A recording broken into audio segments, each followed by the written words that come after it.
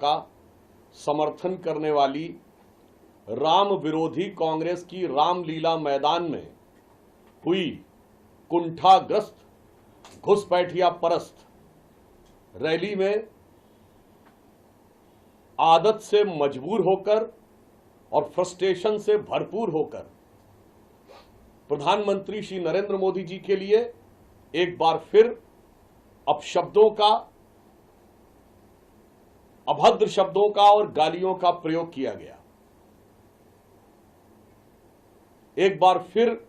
उनके कार्यकर्ताओं के द्वारा मोदी जी की मृत्यु की कामना और कब्र खुदने जैसे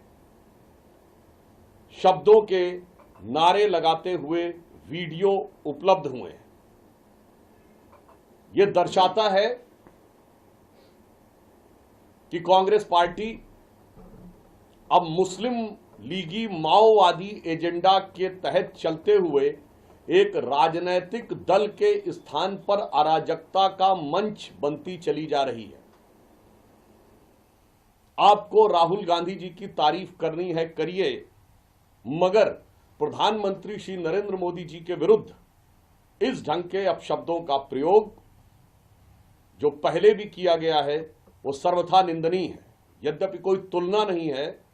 जहां राहुल गांधी जी भारत की राजनीति और अपनी पार्टी के सर्वाधिक असफल और सर्वाधिक उच्छृंखल नेता साबित हुए हैं, वहीं श्री नरेंद्र मोदी जी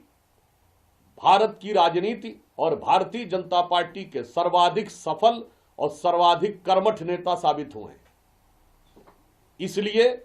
अगर कोई उनके बारे में बोलता है तो दोनों में जमीन आसमान का अंतर है। और एक हिंदी में कहावत होती है, चांद पे थूका अपने सर पर, यानी कोई चांद पे थूकने का प्रयास करता है तो वो उसी की चांद पर आकर गिरता है। परंतु एक गंभीर बात यह है, हम लोगों ने कभी भी लोकतंत्र के उस काले दौर में भी किसी रैली में, इमरजेंसी के दौरान भी कांग्रेस के किसी नेता की मौत की कामना नहीं की गई है।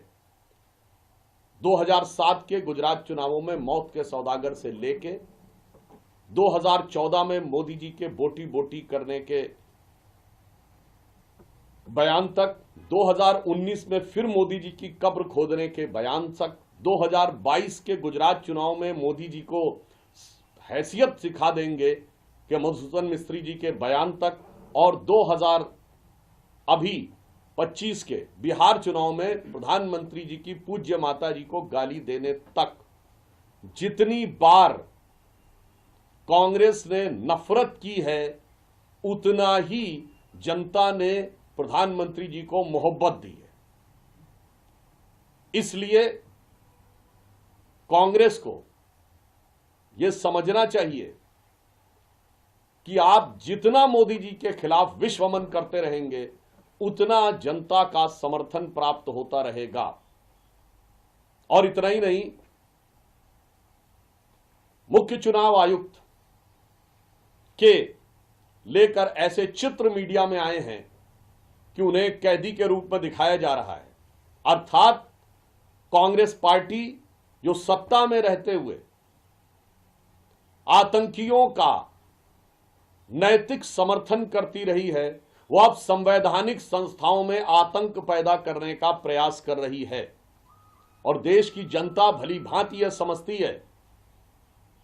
कि